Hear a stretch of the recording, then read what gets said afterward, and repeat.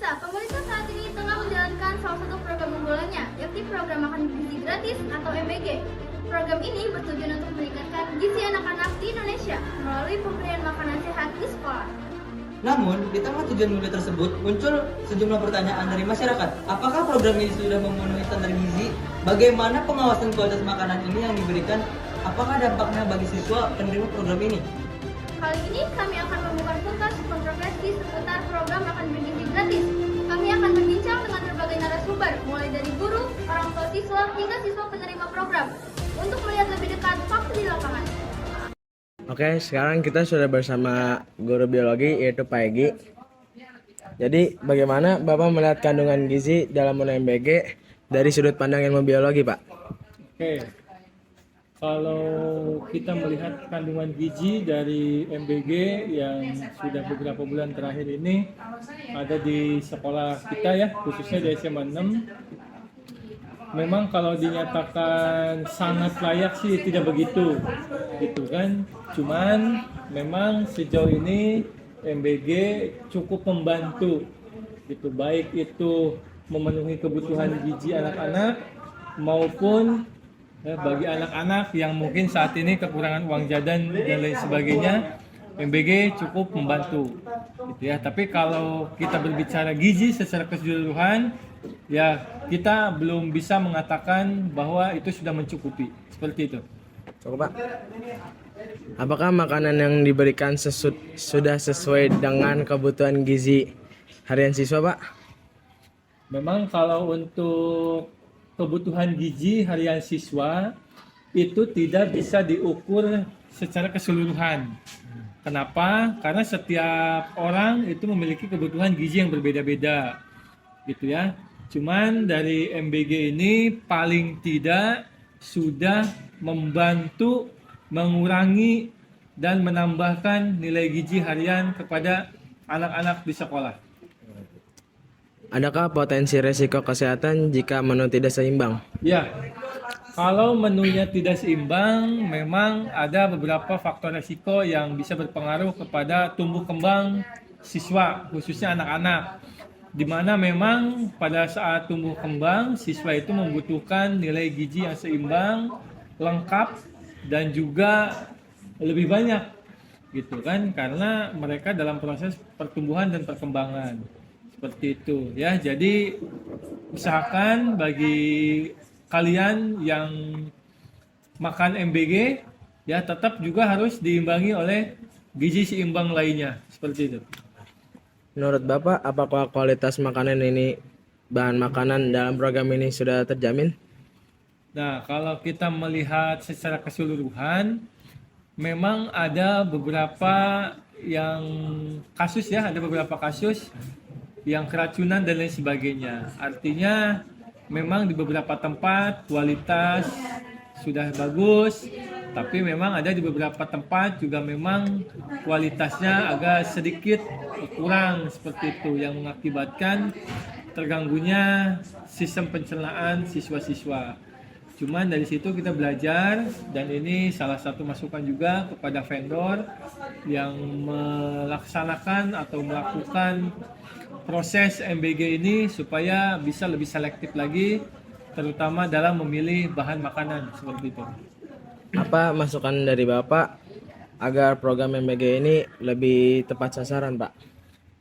Kalau untuk masukan lebih tepat sasaran, sejauh ini sih memang sudah tepat sasaran ya. Karena kalau ibu-ibu pengajian itu tidak dapat, karena khusus siswa aja yang dapat. Jadi kalau misalkan tepat sasaran, sejauh ini sudah tepat sasaran gitu. Cuman ada beberapa catatan terkait kedepannya. Pertama yaitu mengenai tentang bahan makanan, yang keduanya proses pengolahan, dan yang selanjutnya proses pendistribusian. Mungkin itu saja ya yang bisa saya sampaikan. Cukup ya? Udah? Cukup, Pak. Ya, mungkin itu saja yang bisa saya sampaikan. Ya, mudah-mudahan pertanyaan dan jawabannya bisa berkolerasi dan bisa memenuhi pertanyaan-pertanyaan untuk tugas ya. Mungkin itu saja. Oke, terima kasih ya, Pak. Ya. Oke, selamat sore pemirsa. Di sini saya akan mewawancarai narasumber yang berada di lingkungan luar sekolah, yaitu orang tua siswa penerima MBG. Langsung saja yang pertama. Bagaimana pengalaman Bapak setelah anak menerima makanan dari program MBG? Untuk pengalaman cukup baik ya dan mengesankan. Jadi mungkin ini program pertama kali pemerintah di mana pemerintah mengadakan acara atau kegiatan makan bergizi gratis yang dilakukan di lingkungan sekolah. Jadi untuk kesannya itu cukup baik ya. Apakah Bapak merasa menu yang diberikan sudah sehat dan bergizi? Untuk menu yang telah diberikan atau disediakan oleh pihak MBG sudah cukup baik dan sudah sesuai dengan standar yang ada. Bagaimana tanggapan anak saat mengonsumsi makanan dari program ini? Cukup antusias ya untuk tanggapan anak itu. Mereka juga senang, mereka juga sangat menikmati apa yang disajikan dari program MBG tersebut. Pernahkah ada keluhan dari anak setelah makan, misalnya sakit perut atau tidak cocok dengan menu? Saya rasa untuk keluhan tidak ada ya, belum pernah saya dengar. Bahkan untuk hal-hal yang lain alhamdulillah sampai saat ini tidak ada. Menurut Bapak, apakah kualitas rasa dan kebersihan makanan sudah memadai? Untuk kualitas cukup memadai, untuk kebersihan juga sudah cukup. Ya mungkin tinggal variasi menunya aja ya yang harus ya ditambah atau diganti biar si anak ini nggak bosan. Apakah program ini meringankan beban keluarga, terutama dari segi biaya makan anak di sekolah? Ya cukup membantu karena apa? Yang biasanya dikasih uang lebih karena ada program MBG ini, tentunya ya dengan sedikit uang jajan yang dia terima ya kemungkinan bisa dialihkan untuk kegiatan lain, contohnya seperti menabung. Nah, jadi ya cukup membantu juga gitu. Harapan Bapak ke depannya terhadap program MBG ini apa? Mudah-mudahan harapan kami sebagai orang tua, program MBG ini masih bisa terus dilanjutkan, kalau perlu dikembangkan dan divariasikan. Ya mudah-mudahan semua sekolahan yang ada di Indonesia bisa menikmati program makan bergizi gratis ini. Oke, baik, terima kasih. Oke pemirsa, segitu saja dari saya. Kurang lebihnya mohon maaf. Sampai jumpa. Pemirsa, sekarang saya sudah bersama dua siswa dari SMA Negeri 6 Tambun Selatan. Mari kita dengarkan pendapat mereka tentang MBG dari sekolah ini. Pertama-tama dengan siapa? Saya Rifki Fadali. Saya Bukhari Sunan. Oke, pertanyaan pertama, bagaimana menurut kamu tentang program makan bergizi gratis di sekolah ini? Menurut saya program MBG ini tuh sangat membantu siswa ya dalam menghemat uang jajannya gitu. Apakah menurutmu makanan yang diberikan enak dan cukup mengenyangkan? Sejauh ini sih cukup mengenyangkan ya, dan bisa dibilang kadang enak kadang enggak sih sebenarnya. Lalu selanjutnya, apakah kamu merasa lebih semangat belajar setelah mengikuti program ini? Buat ngerasa lebih semangat sih enggak, cuman kan kalau kita kenyang kan di mana-mana jadi lebih semangat belajar. Pernah nggak ya kamu atau temanmu mengalami masalah misalnya sakit perut atau keracunan setelah makan dari program makanan ini? Pernah, teman saya pernah sakit perut. Bisa ceritakan lebih jelas ya? Jadi waktu itu kan maksudnya itu kebetulan nasi kuning dan tempe. Kata saya sih masalahnya di tempenya itu kurang enak.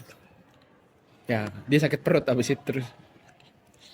Kalau boleh memilih, menu apa yang paling kamu inginkan untuk makan bergizi gratis di sekolah ini? Untuk menu yang saya inginkan sih, saya sebenarnya sangat cukup suka menu burger yang saat hari pertama dan juga menu nasi goreng yang hari ini. Keduanya sangat enak. Kalau menurut Anda? Sama sih seperti dia. Kalau saya sih burger dan spaghetti. Sekian dari kami, kembali ke studio. Pemirsa, dari hasil wawancara dengan para narasumber, terlihat bahwa program makanan bergizi gratis membawa dampak positif bagi banyak siswa. Namun masih ada sejumlah catatan penting, terutama terkait pengawasan kualitas dan keseimbangan gizi dari makanan gratis yang telah diberikan. Pemerintah diharapkan terus melakukan evaluasi agar tujuan mulia meningkatkan gizi anak-anak bangsa dapat benar-benar tercapai tanpa menimbulkan masalah baru. Demikian laporan dari kami mengenai kontroversi tentang makanan bergizi gratis. Terima kasih atas kebersamaan Anda. Saya Nazwa Zahra. Saya Rahmat Ansari, kami pamit untuk undur diri.